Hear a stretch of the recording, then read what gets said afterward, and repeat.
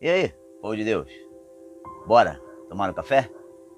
Bom dia, bom dia, bom dia, bom dia, meu amigo, bom dia, minha amiga, bom dia, meu irmão, bom dia, minha irmã. Que Deus abençoe rico e poderosamente o seu dia. Amém? Eu quero primeiramente pedir perdão aos irmãos. Eu havia falado que iria, algumas semanas atrás, fazer o sorteio. Tive alguns contratempos, né, e não consegui, né, preparar tudo a tempo para que pudesse fazer o sorteio. Mas essa semana, se Deus quiser, sem falta, eu vou estar finalizando essa etapa e, enfim, sorteando aí a camisa e a caneca, né? Então aguarde essa semana aí, né? Tenha um pouquinho mais de paciência, mas tudo vai dar certo em nome de Jesus. Amém? O texto desta manhã está no livro de Jó, Jó capítulo 3. Vamos estar lendo do verso 1 ao verso número 4, que diz assim: Depois disso, abriu Jó a sua boca e amaldiçoou o seu dia. E Jó, falando, disse: Pereça o dia em que nasci, e a noite em que se disse: Foi concebido um homem. Converta-se aquele dia em trevas, e Deus, lá de cima, não tenha cuidado dele, nem resplandeça sobre ele a luz. Até aí, amém?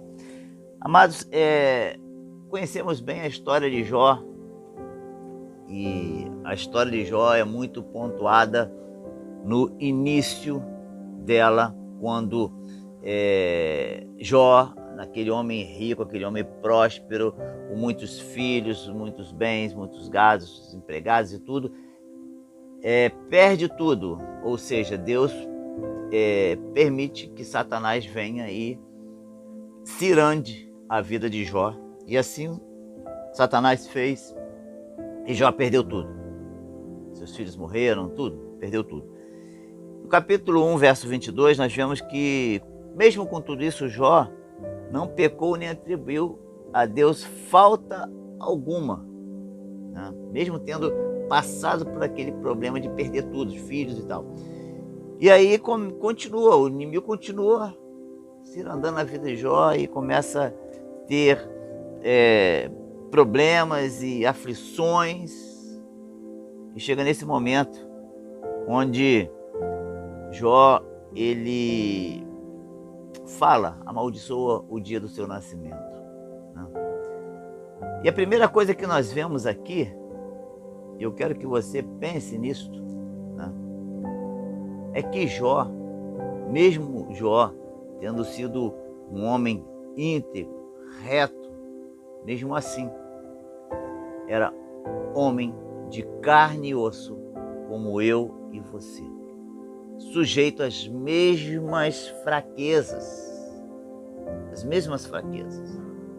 Somos fortes enquanto permanecemos seguindo em frente, enquanto não paramos, enquanto não olhamos atrás, enquanto não olhamos na força adversa. Pedro desce do barco, coloca o pé na água que parece até uma rocha. Ele começa a caminhar naquela água que parecia um concreto, parecia uma ponte.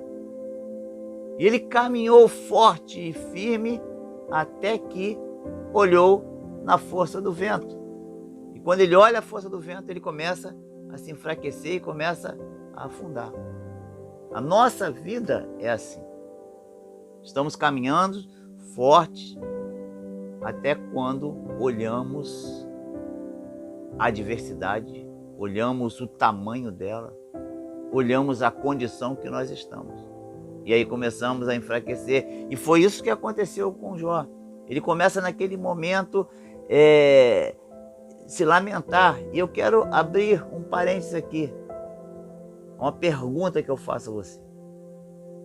Se em algum momento da sua vida você não se viu numa situação dessa de Jó, não passando pelas mesmas coisas que ele passou, mas passando por uma prova muito grande, na qual você talvez até desejou morrer.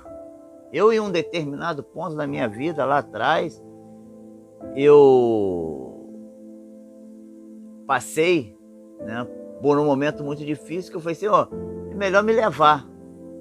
Melhor me levar. Já não aguento mais essa prova. Então me leva, que é melhor, que assim encerra. Graças a Deus que o Senhor não ouviu aquela oração. Mas muitas vezes, nas nossas vidas, passamos por momentos assim. Muitas vezes passamos por momentos assim e muitas vezes, né, depois, né, muitas vezes não, depois, nós vemos, poxa, como é que podemos chegar a esse ponto? Ainda bem que Deus, ele conhece o nosso coração, ele sabe que está lá no fundo.